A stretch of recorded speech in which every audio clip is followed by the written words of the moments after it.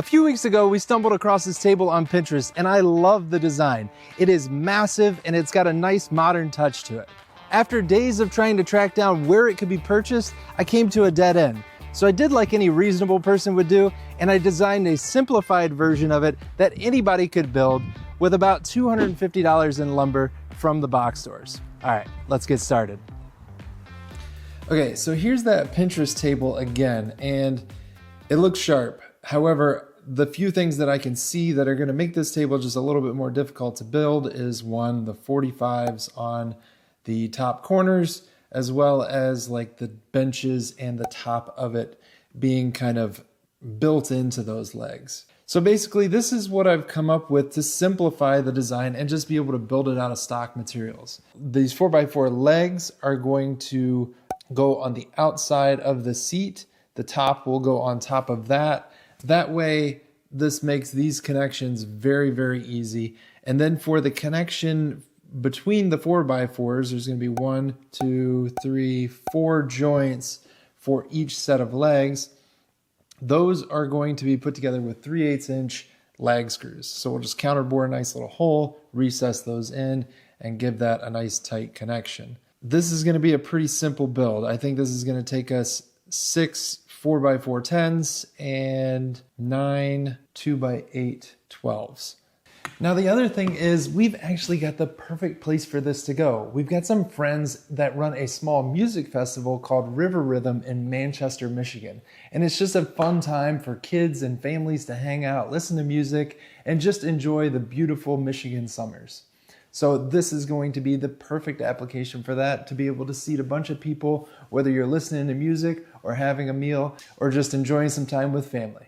I'm excited to see how this turns out. Let's go. All right, the first thing I'm going to need to do for this project is cut down some 4x4s. And essentially, I only need 3 different lengths to cut. I'm going to need 3 pieces at 76¼ inches, and those are essentially going to be the top horizontal piece that is going to carry the tabletop itself. And then I'm going to need 3 at 69¼ inches, which are going to be just below that, and that's going to carry the seat. The last piece that I'm going to need are 6 at 25 inches, and those are going to be the upright legs. Now, we're going to be working with 4x4x10s, so I should be able to get a long one and a short one out of each one, which means I only need 6 of these, which is still a lot because they're very heavy. But nevertheless, they are treated lumber, and you guys have been killing me in the comments about wearing safety gear. So I've got some safety glasses. I've got a dust mask. I'm going to turn on my dust collection system to try and be as safe as possible. But the good thing is you won't have to hear me talk for a couple minutes. So how about a little montage? Let's go.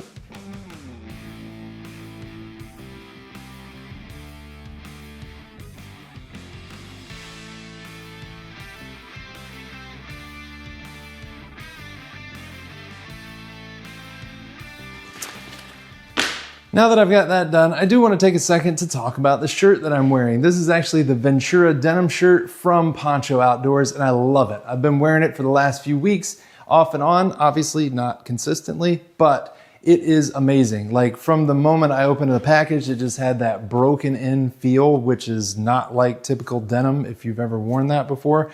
But obviously it's tough, but it also stretches. So whether I'm reaching or twisting or doing stuff in the shop, wherever I am, it's gonna kind of work with me, and I love that about it. It's also got some really cool features. For instance, this little glasses holder, which hopefully will promote me to wear these a little more often. And if your glasses get a little dusty, luckily this shirt's got a built-in cleaning cloth at the bottom that you can just wipe these bad boys off and not have to worry about scratching your lenses, especially if you got good glasses. But if denim's not your look, they've got a whole lineup of other shirts, including their original and Western shirts, which are like a high-performance shirt. They stretch, they're lightweight, and they've got some sun-blocking characteristics to them, as well as some flannels and a tough thread line of shirts that is a little more heavy-duty. So basically, whatever you need, they've got it. Links in the description, ponchooutdoors.com. Go check them out. All right, let's get back to the build. Now we're gonna start assembling the 4x4s, and the process for this that I've came up with is everything is going to get connected with these 5.5-inch lag screws. This vertical leg is gonna go there, and that lag screw is going to go there. Now, since the top of these lag screws are gonna be exposed, I'm actually going to recess them a little bit. I've got an 1.125" Forstner bit, so we'll recess them into the wood like this, so nothing gets hung up on them. But also, since they're gonna be noticeable, they're gonna be exposed, I wanted to basically create a repeatable template. I just took a piece of paper, kind of cut it out around the top of the 4x4 and drew an X in it from corner to corner. That way I can locate the center. And then when I drill this hole, I can just place that template on top, mark the hole, come back, drill with a Forstner bit, and then I'll finish that pilot hole off all the way through this 4x4, transferring that into the top of this 4x4 that it's gonna be mating with. And then I'll drill that pilot hole further down in that, and then we'll secure the whole thing with this lag screw. Let's see how it goes. So this is that template, and this is the longer board that's gonna go on top. So the very top board is going to get this lag screw through there. So we can just kind of line that up with the edges and mark the center. And then we're gonna drill this Forstner bit, use the Forstner bit to make a counterboard hole.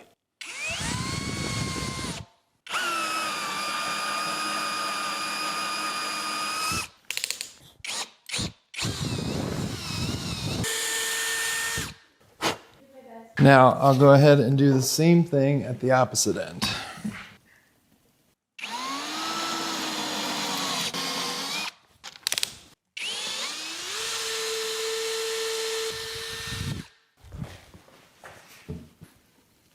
Now essentially I'm just transferring this hole on the other side to the top of this. This bit's not going to go all the way down as far as I need it to, but it'll make a hole where it needs to go.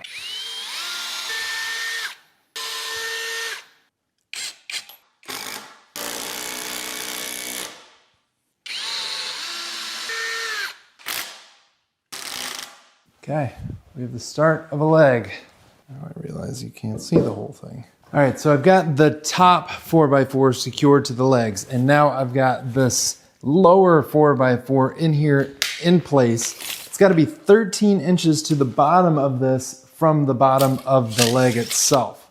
So I've already gone ahead and made some marks on both sides. One so that I can line up my 4x4, and then the other one so that I can line up my template, which I will do now.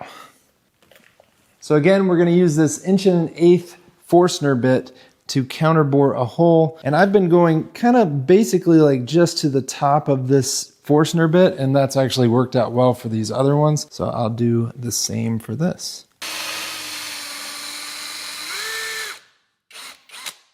Now we need to replace this with our piloting bit.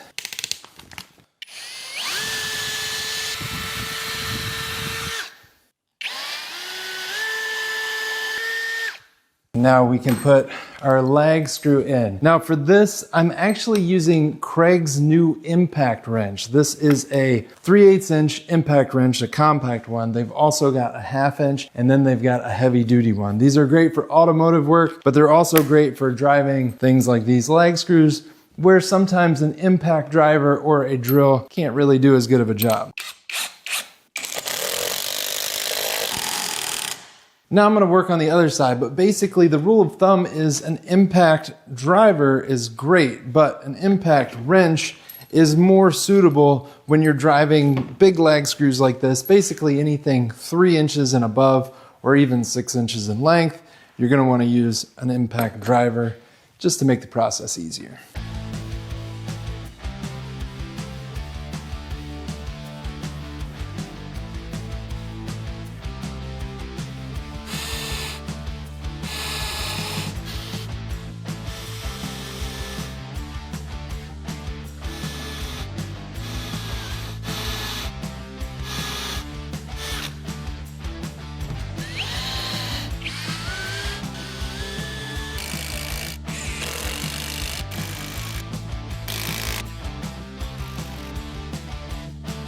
Wow, this is massive, but this is going to be perfect for what we're using it for. Now I've got to get all this loaded up in my truck and take it out to River Rhythm and do the final assembly. Obviously we'll use some 3-inch big timber screws in order to secure all these hopefully it all works. We'll see.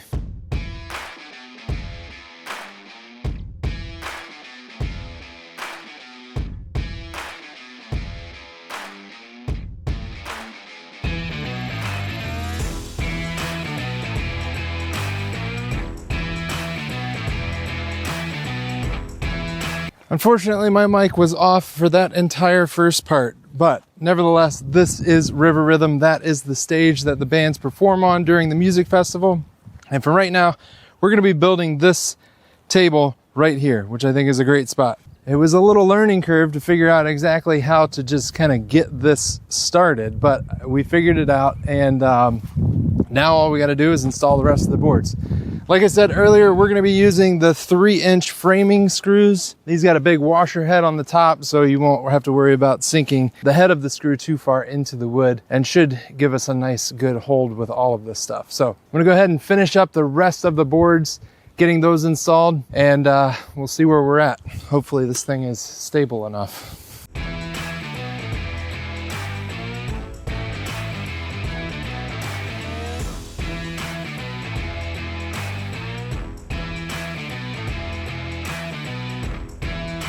So this is the Pinterest table, and this is the one we built. I hope you guys enjoyed this video. I love how it turned out. And if you want the plans for this one, you're in luck, because Craig has offered to cover the entire cost for each and every one of you. Just scan the QR code right there or click the link in the description. So what are we building next? Let me know in the comments.